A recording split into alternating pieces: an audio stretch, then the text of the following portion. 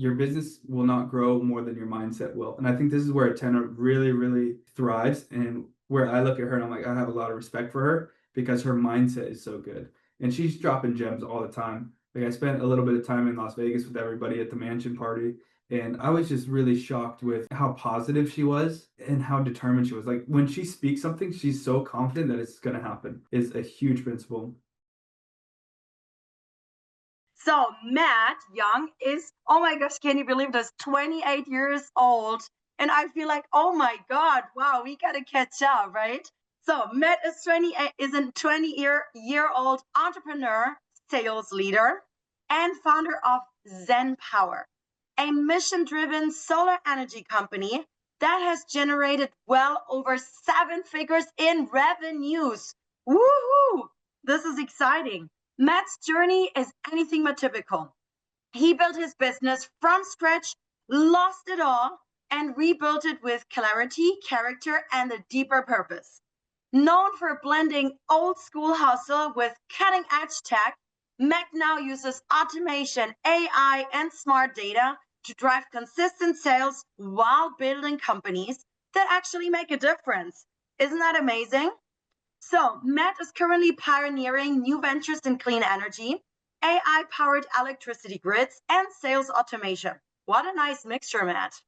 Always with a focus on building systems that set people free, not trap them in burnout.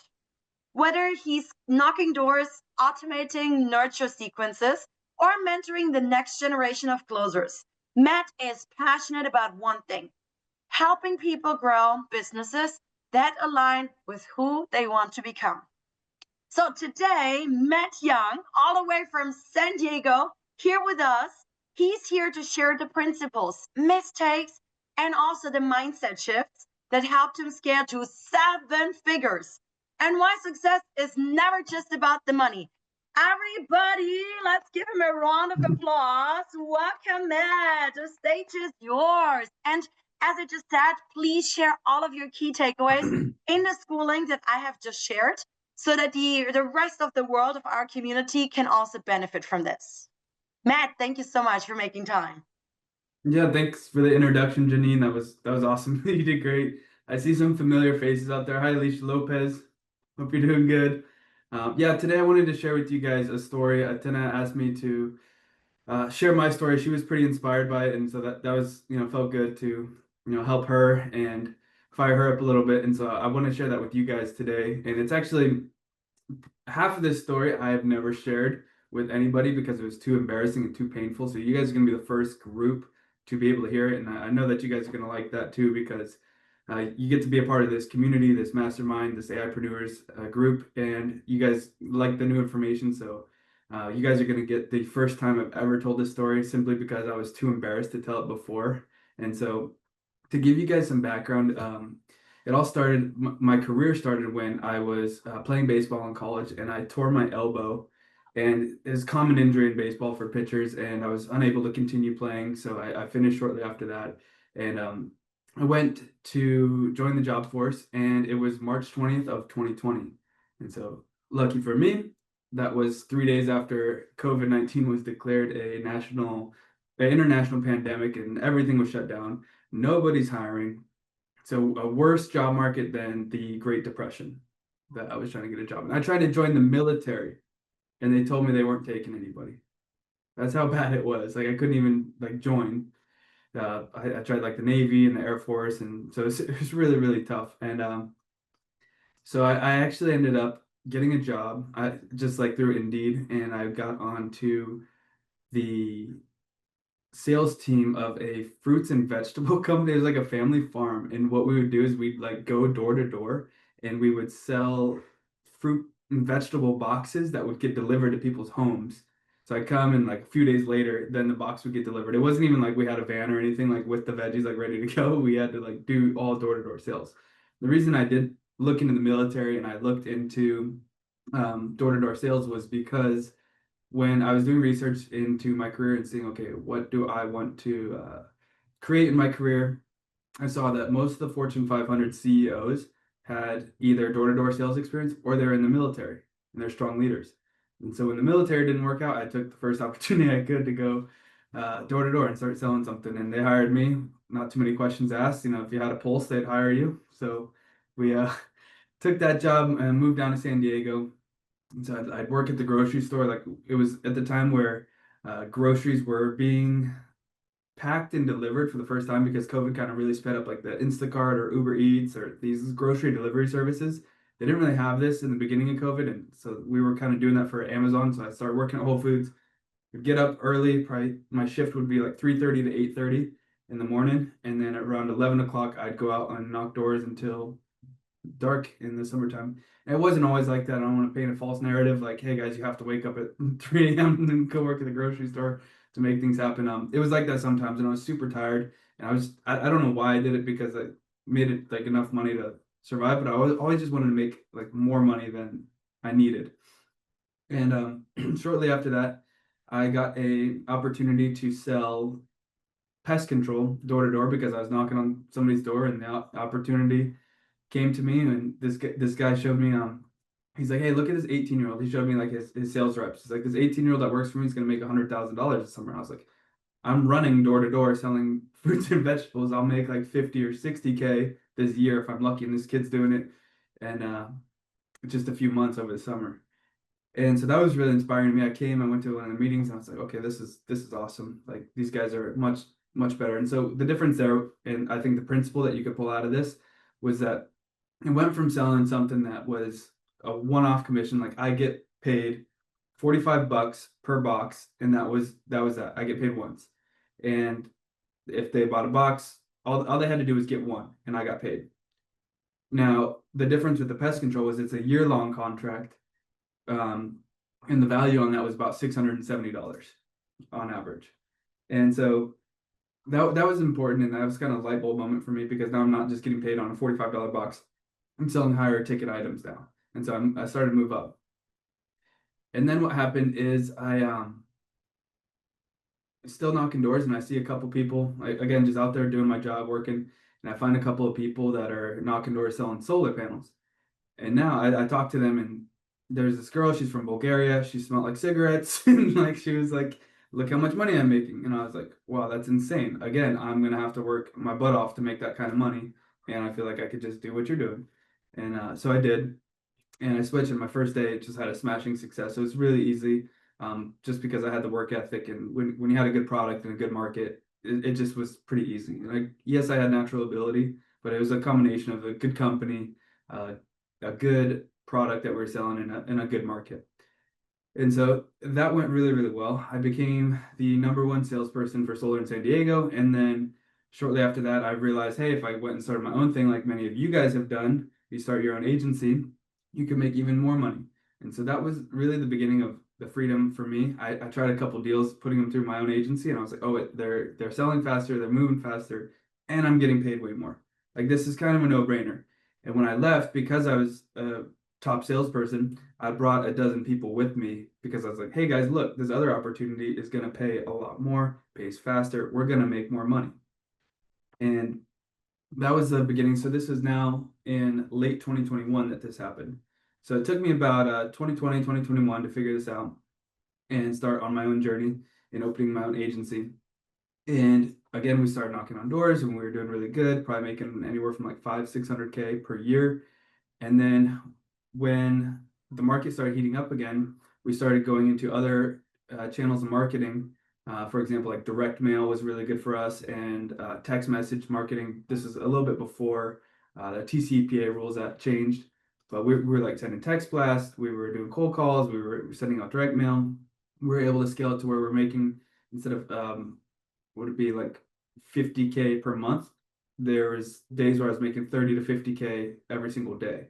So it just like really exploded, kind of like shattered my beliefs of what's possible with wealth. And I, as naturally as you could at 25, 26 years old, started spending like that too. So that was another mistake, just some financial immaturity. You know, you hand somebody all that money, and money's just energy at that point. You're just like, well, you know, I don't want to do this. I'll just pay for it. And, you know, so I started to spend a little bit faster than I should have.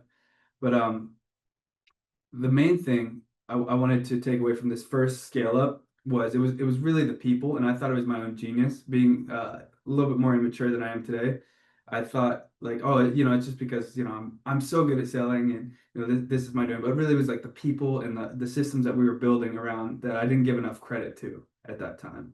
And now in hindsight, I'm able to look back and say it's actually a lot of the people that were there with me. I couldn't have done it without them. Whereas before, I was, oh, it's my sales ability, big puffed up chest, ego. You give a 25, 26-year-old kid $1 million, and just the amount of ego and confidence is crazy. I've seen it happen multiple times in the solar industry too, where they think it's like they think it's all them, and really it's a good market, it's a great product. There's a huge transition of wealth right now happening in the United States, maybe in some other countries as well. I know Australia is a good market for it, but Warren Buffett said that the largest transfer of wealth in human history is coming from these big monopoly power companies that are now transitioning and getting broken up by people being able to generate their own electricity through solar and through renewable energy.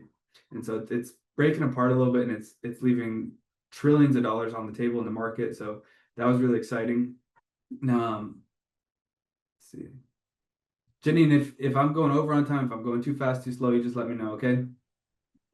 Great. It's so exciting. Thank you for sharing all these details.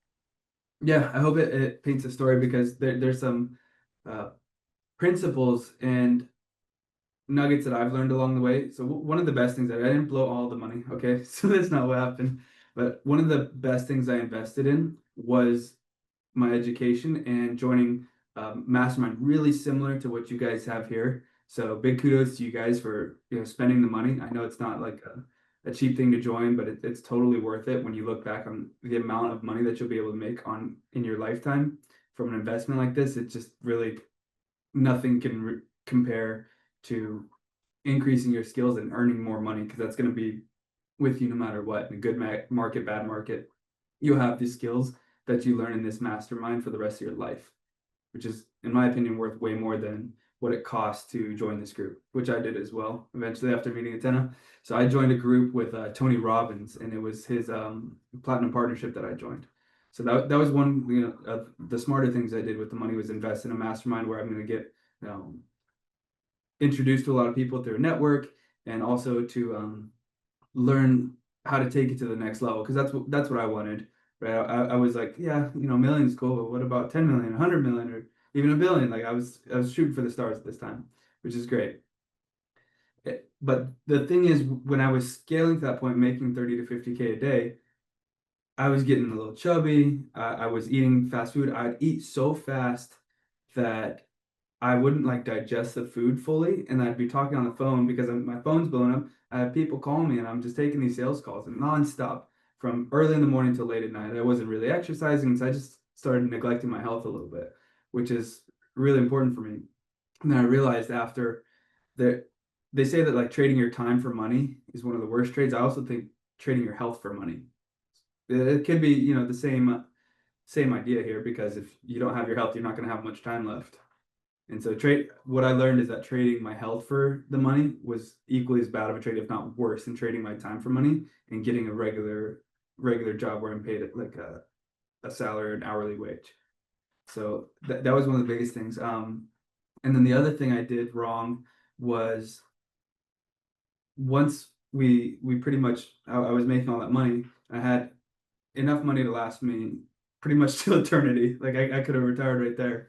Um, I stopped doing what I was doing to get to that point. Like the good things, like mentoring people and like helping other salespeople to sell more. And so what happened was, they went on in their own ways, and I went my own way. And I thought like, oh, I'll just make more money anyways, like even without them, because this is actually taking away time from me selling, which is where I'm making my money. And what I realized is, it was not really the amount of money I was making, it was the support system that I had in that group. And so luckily we all have this AIpreneurs group to have support. We have this Skool chat, and we have this collective consciousness that will boost you up. And so it's another powerful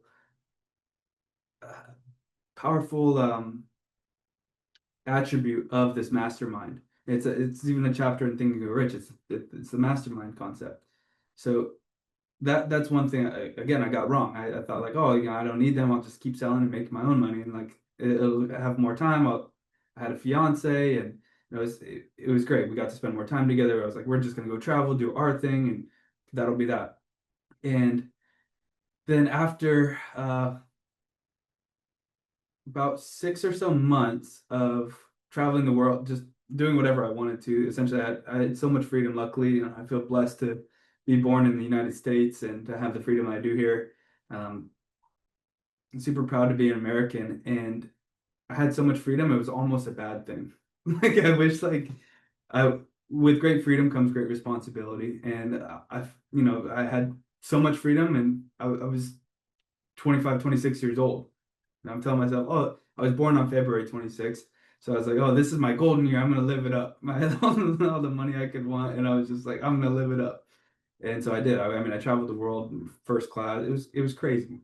But, I don't think I'd go back and trade it because it was still kind of worth it, in my opinion. Because I always knew I could get it back, but it was way harder to get it back than I thought. And I'll get there.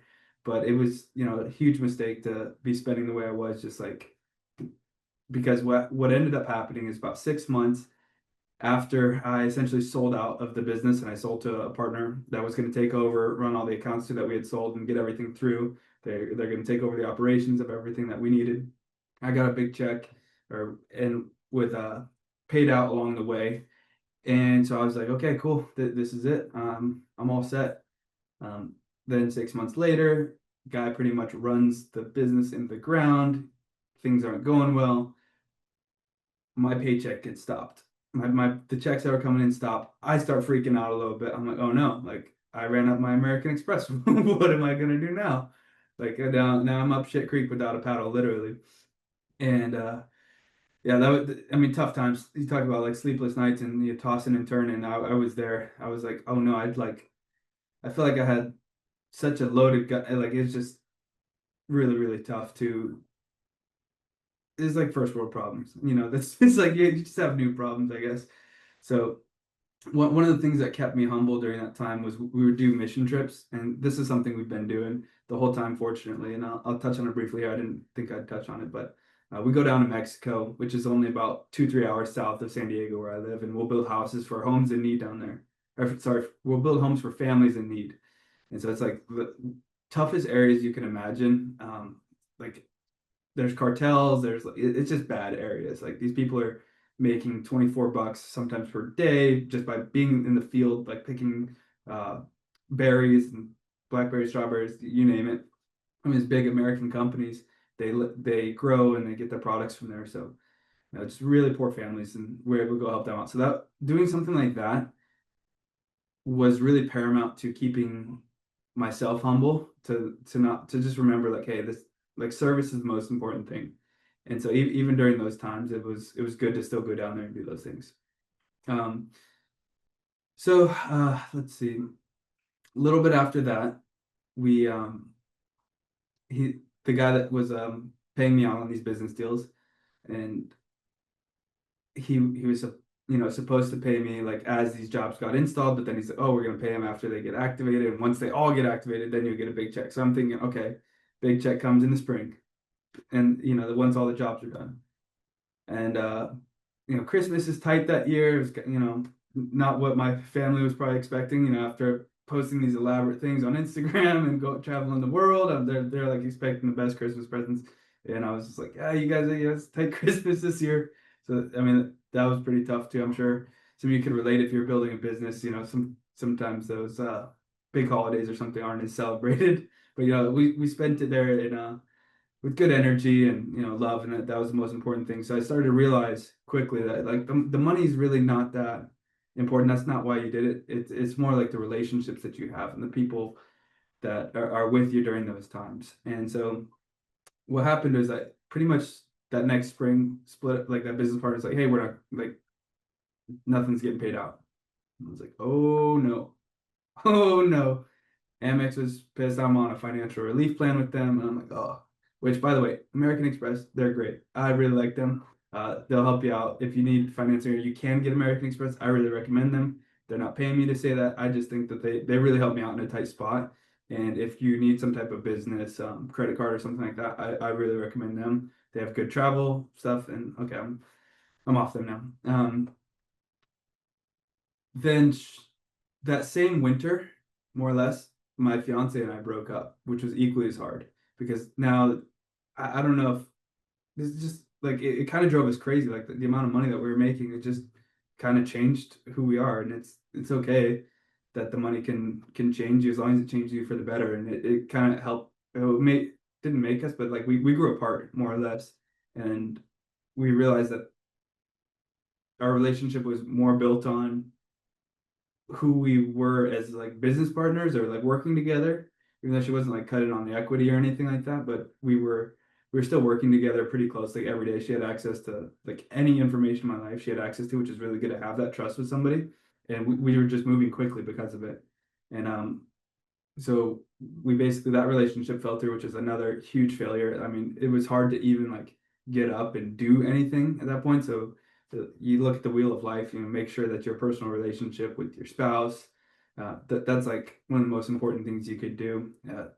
I was reading a personal development book, and they're like, hey, don't try and take care of like a business or something else before your home is in order. Just make sure like if you have a safe space, especially as a man, to come home to a place where you feel safe and you can relax and recharge, you're going to come back and attack the market in a different way than if you're like stressed out and you're thinking about different things at work that you're thinking about things at home when you're at work, and then you're thinking about work when you're at home. It's just, it's more important to be present. So that's another huge principle I learned, was like be where your feet are.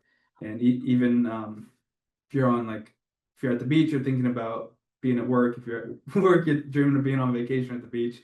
It's super important to be present. And uh, that's really helped me to be more effective and focus while I'm working.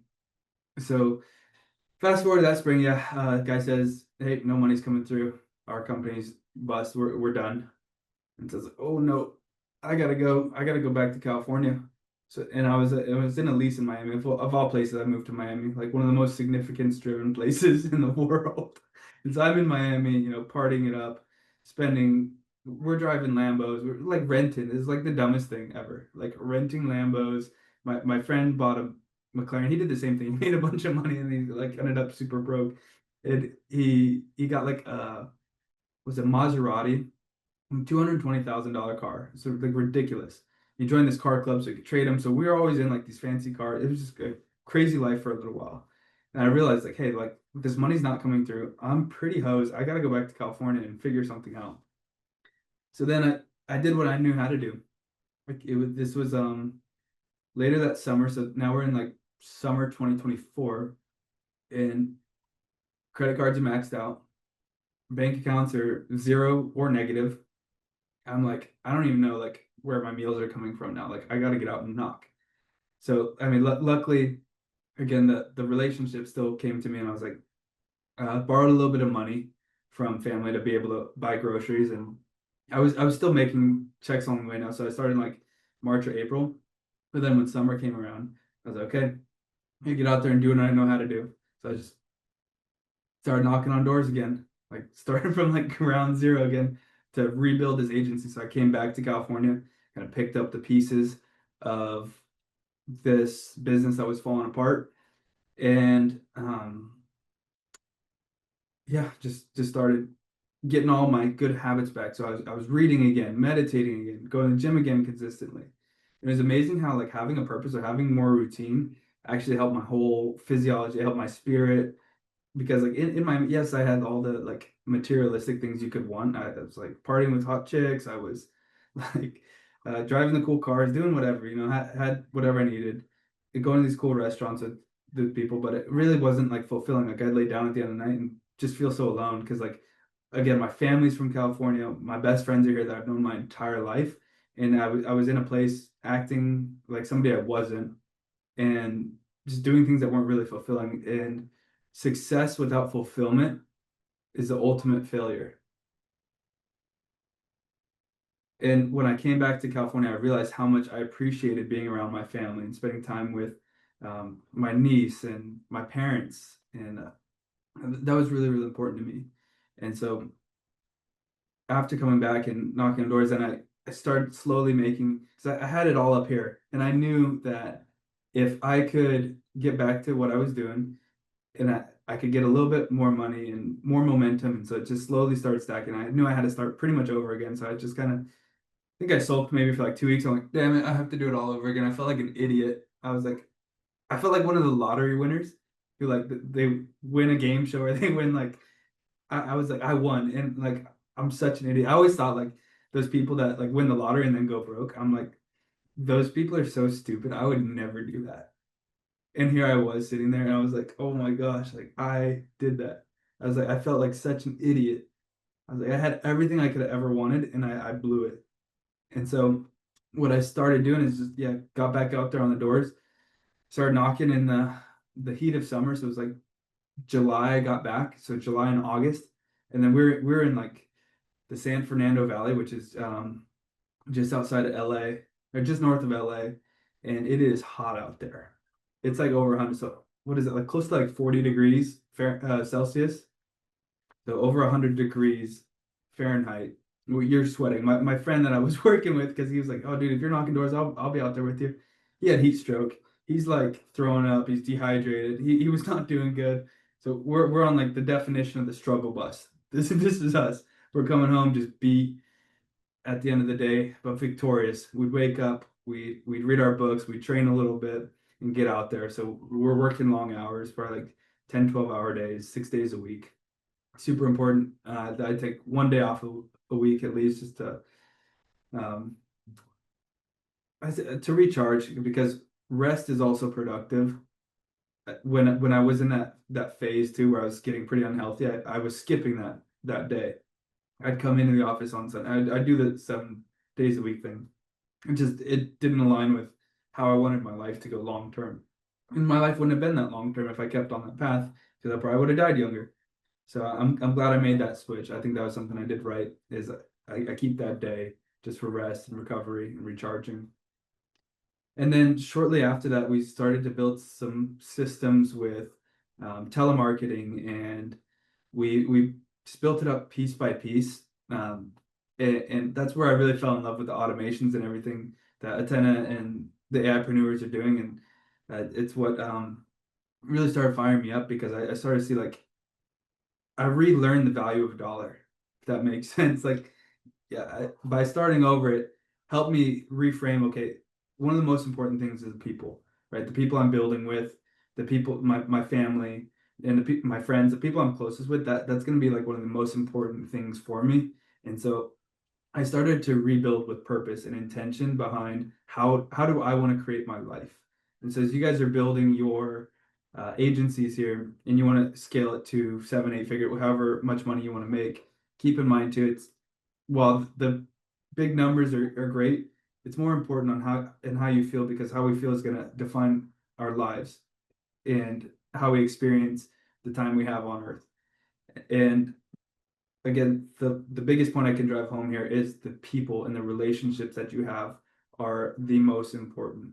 And it's great that we all have this community that we can share now, and you can always come to this group and like with your questions, or hey, this is a concern, or hey, this is a problem, or come with your wins too.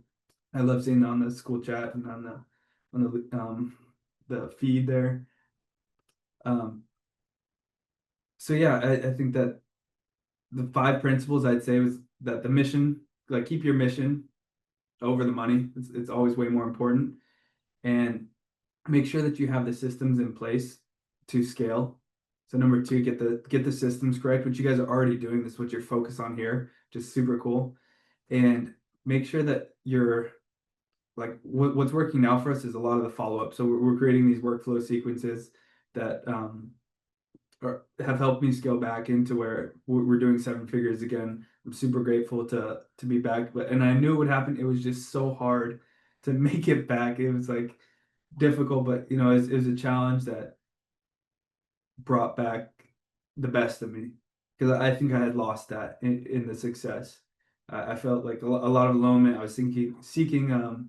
There's really 4 things that I was seeking that weren't. I'm not sure if I was seeking that, but four I'd say side effects of success. The first one was painful feelings of aloneness. which I felt in Miami. The second one was dangerous adventure seeking. So we were like running with the bulls in Spain, just some like crazy shit we were doing. I saw a lot of my friends. I didn't really get into this, but it was like they'd experiment with drugs and everything. The arrogance for sure, I had that one. And then oh, what was the fourth one? Lowness, adventure seeking, arrogance.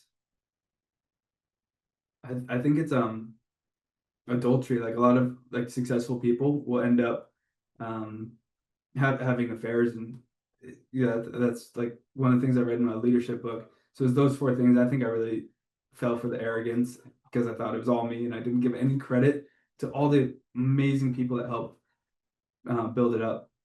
And then to go back to the five principles, um, we talked about mission over money, build your um, build the systems, and then keep the follow up good, and then also protecting the inner game, because your business will not grow more than your mindset will. And I think this is where Atena really, really uh, thrives, and where I look at her and I'm like, I have a lot of respect for her because her mindset is so good, and she's dropping gems all the time. Like I spent a little bit of time in Las Vegas with everybody at the mansion party, and I was just shocked because I met her in Fiji on this world tour I was doing, and I was just really shocked with how positive she was and how determined she was. Like when she speaks something, she's so confident that it's going to happen. And that confidence, almost to the point of delusion, not to arrogance, but that confidence where when I say something, it's done. Like my word is bond, is a huge principle. Um, the other thing I'd say, the fifth one would be, don't sell something you wouldn't buy yourself.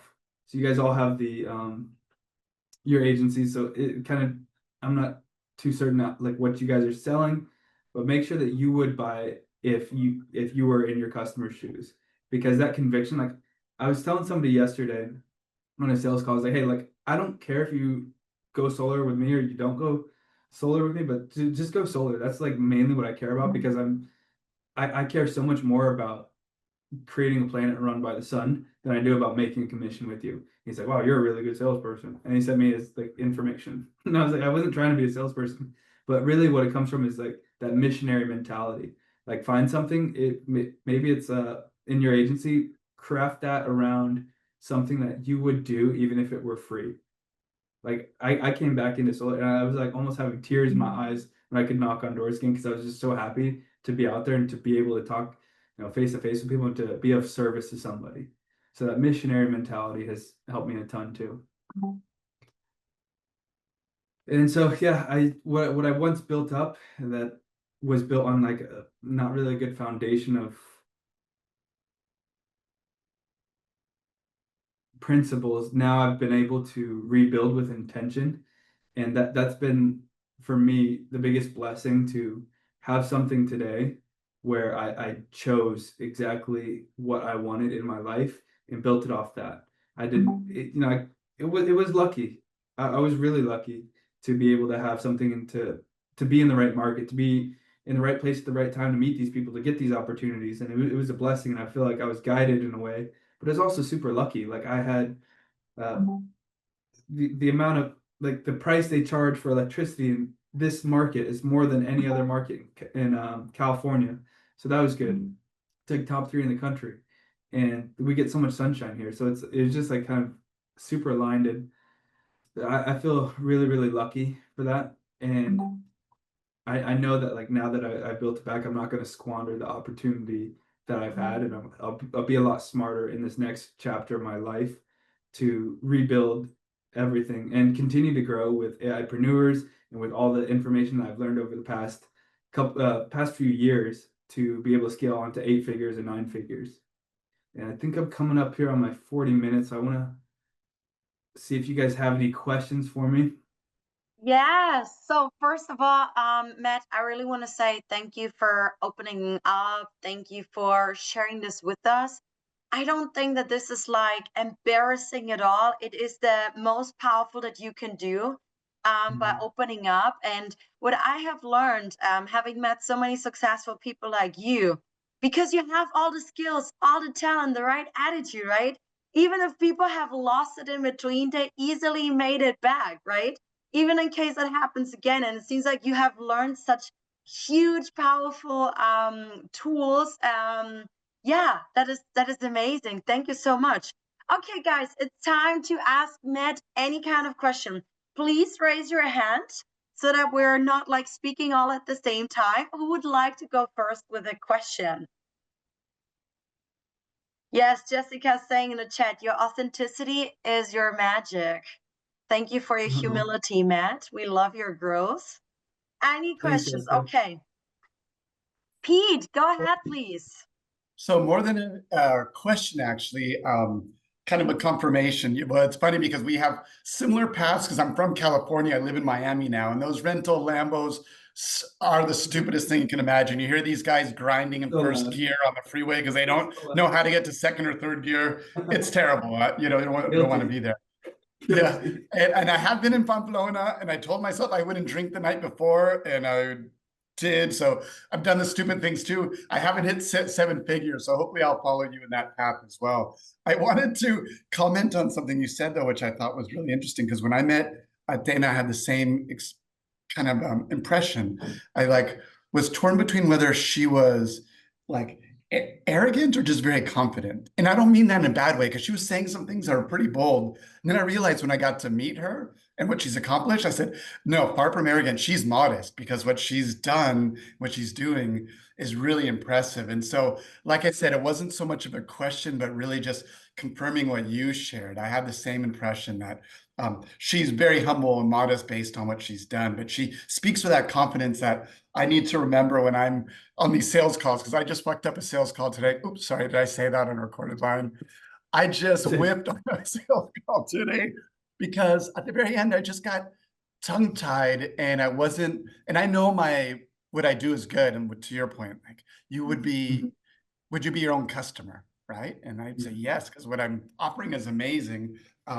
And even still, I screwed the close. And so I just got to remember to keep that confidence level up. And so thank you for reminding me of that. I really appreciate that. Yeah, and every no is just one closer to a yes. What's that? I'm sorry? I said every no is just one closer to a yes. Yeah, right, exactly. And then picking yourself back up again is amazing. I love those stories. You just mentioned that, Janine, they say that about a lot of entrepreneurs, that they know that even though they could lose everything, they'll build it up again because they have the skill sets, right? So exactly. I want to clarify though that it's not easily made back. It's grueling. It's very hard to make it back. When you make it there, stay humble. You know, it's much easier just to keep it than it would be to make it back. So I don't want to make it sound like, oh, yeah, I just picked it up and we made it back again. No, it's been super painful. I've like cried myself to sleep at night. Like it's been tough to circle back, and it was worth it though, because it did fortify who I am as a person, and I think it was worth it in that sense. But I wouldn't want to do it again. So you know, I feel like my head's on a little bit straighter than it used to be. Yeah. I think we all can imagine that it wasn't easy. Okay, Alicia, you are next. Then we take Jessica and then Nicole. Please unmute yourself. Awesome. Cool. What's up, Matt? Good to see you again. Yeah, very great. I got a unique opportunity to store with Matt. We got to hang out in Vegas. Awesome person, good energy. And we actually rode in the cyber truck together and down Vegas.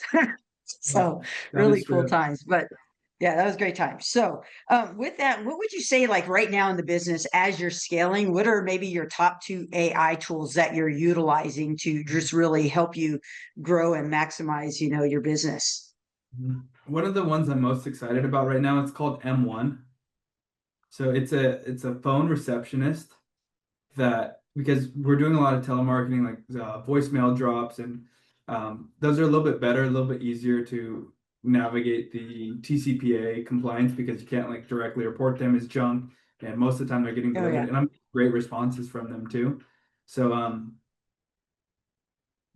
the AI, I have other software tools I'd say that I really like AI wise though.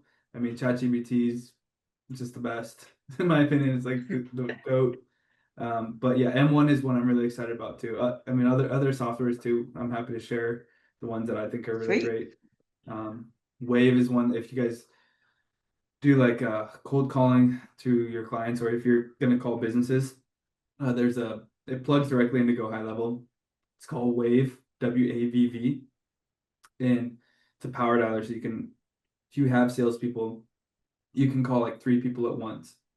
So it'll call like 3 people at once, and it's like, yeah. So that one's awesome. My team uses that. We're super happy with it.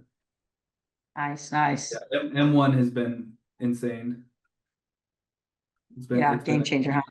Yeah. And that's like a voice agent or something, or like it's pretty much a voice agent receptionist. I just think that they really nailed it. Like I hear a lot about these receptionists or like voice agents, and they just kind of suck, like for the most part. Yeah. It's hard to find a good one, and M1 has been really impressive to me. Cool. All right. I appreciate that. Yeah, good question. I think I have Nicole's one next. in the chat. Maybe you can check whether I posted the right one or not.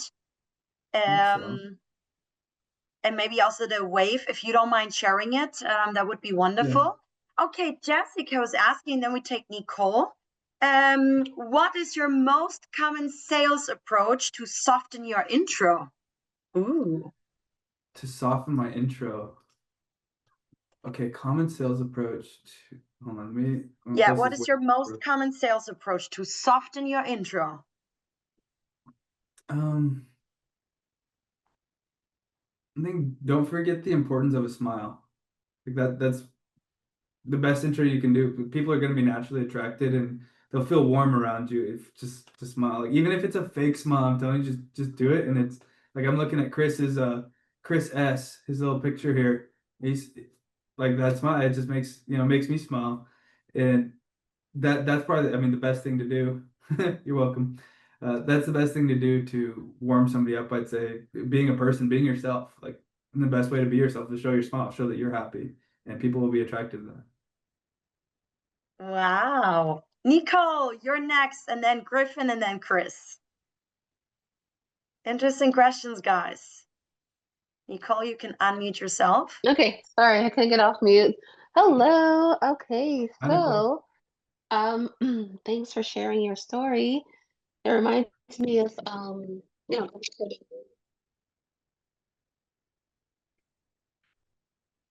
think I lost audio here. Can you hear me now? Now you're back on. Yeah. Maybe repeat it again, Nicole. Oh, I'm so sorry. I took off my Bluetooth. Can you hear me now? Yes. Okay, go ahead. Just edit this part out. Yeah, I was saying like Undercover Boss, Grant Cardone, when he talked about and in his book 10X Mentor, when he talked about losing everything, like he had the skills and the foundations to build it all back because of what he's learned over the years and the trials and everything. So just thinking forward, and I know someone asked something similar, like if you had to lose everything again and build a stronger, more foundational enterprise business, what would be some of the things that you would use besides sales as your foundation for building a sustainable business that would last? So to clarify the question, what would be the foundation of what I would build if it wasn't sales? Like from a business perspective, like what skills would you rely on besides sales based on what you've learned and what you've been through, the challenges? There are probably certain things that you've honed as a business owner. What would be those things that you would lean on to build a solid business that would last besides the sales part that you've already mastered? I'd say the discernment to know what to say no to. Like saying yes to the right opportunities and saying no to the wrong ones it's kind of a generic philosophy, but having good understanding and judgment would be one of the best skills you can have, is just being able to discern what's going to be the right move. And reading or looking through, finding models or people that have done what you want to do, that's going to be super Mhm. important. So like reading biographies, or like I'm a freak reader. I think you guys can see maybe this. It's not going to show it. I don't know. I'm in like some weird center stage thing. I think it's back here. I have a ton of books. I'm like an avid reader. I freaking love reading every single day. Yeah. So find somebody, or uh, find a book or something that you can learn. Mhm. I think reading is an underappreciated skill. So I actually just started a few weeks ago speed reading course. I've read the speed reading book called Limitless by Jim Quick, and that helped me speed up Mhm. like the That was amount a of good one. information. So learning how to learn, and like also knowing how to unlearn, those are like super Mhm. important skills that I found, because like you guys said, things are always changing. And especially with AI, there seems like there's new information out every single day. And being able to sort through that information super quickly so that you can make the judgment has been really helpful too. So I bought like a $250 speed reading course that I'm going through right now, and it's been like a huge help for me. Oh, can you name that course, please? Yeah, it's called it's through Jim Quick's app. It's like Quick Brain or something, Quick Reading. Oh, he has an app. KWIK. Yeah, Oh, it's a wow. whole app. I've been really enjoying Mhm. it so far. My reading speed like more than doubled in a few days from the techniques that he teaches in there. So think about how much time that would save you to like double your reading speed. It's kind of unreal. That's like one of the most important skills to me, is being able to process information. Like you look at the AI models, if they can process faster, they're gonna be much better. So same treat your brain the same way. Love that. Thank you. Thanks so much for those Thank Thanks. tips. you. Yes, yeah, I think Jim Quick, he's also in Mind Valley. Yeah. Good. Griffin, you are next. I'm just kind of curious if there are any insights on like people's mindsets, and maybe how to get people who have a lot of resources to open up to sorts of just like perspective shifting, Mm. ways they can find more fulfillment in their life, as well as like more joy, like with the kinds of stuff I mentioned. Like what kinds of opportunities do you see from people like that? Thank you, Griffin.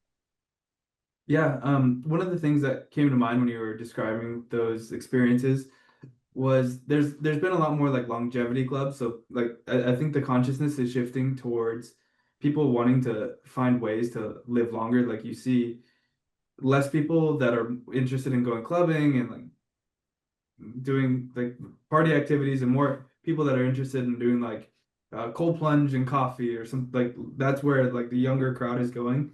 So yeah, I definitely think that there's been a shift, and like even like Gen Z and their alcohol perceptions are changing. And so I'm like the first year of Gen Z, and what I've noticed is a lot of people are like, drinking's not like cool. Like we don't want to really do that as much anymore. And you start to see the shift. So there's been more like SLS, for example, is a big hospitality group, and they're shifting towards longevity as well. I think they're opening a new, it's like a living community, more or less, where it's focused on longevity. So that's pretty cool. And I think that if you could tie some way into that, because it's not really as religious or structured. It's kind of like a new age spirituality take on it. At least that's what I see. So yeah, I think it's coming, and if you could find your ways into those networks and start to connect more with those people, I think it's going to open a lot of doors of opportunity for you. Cool. Thanks, man. Thank Appreciate you. the talk. Okay, last question, because we're running out of time. Chris, unmute yourself. What's your question?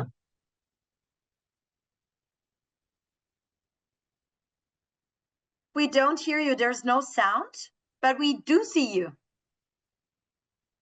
Or otherwise, you write it in a chat. Okay, maybe write it in the chat, Chris.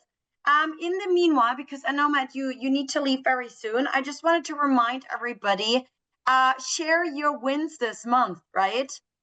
Because Atena always gives a very big prize to the winner of the month. Share it in the community as well. And Matthew, it was really, really good to have you here sharing, like opening up all the advice. And we have Chris's question in the chat now. Can you elaborate on WA Sure. VV, will I get 3 salespeople on the phone through Get Go High Level? Yeah, I mean, I wonder if I could do like a demo or something, but I don't know. I That might would save be that for cool. another time.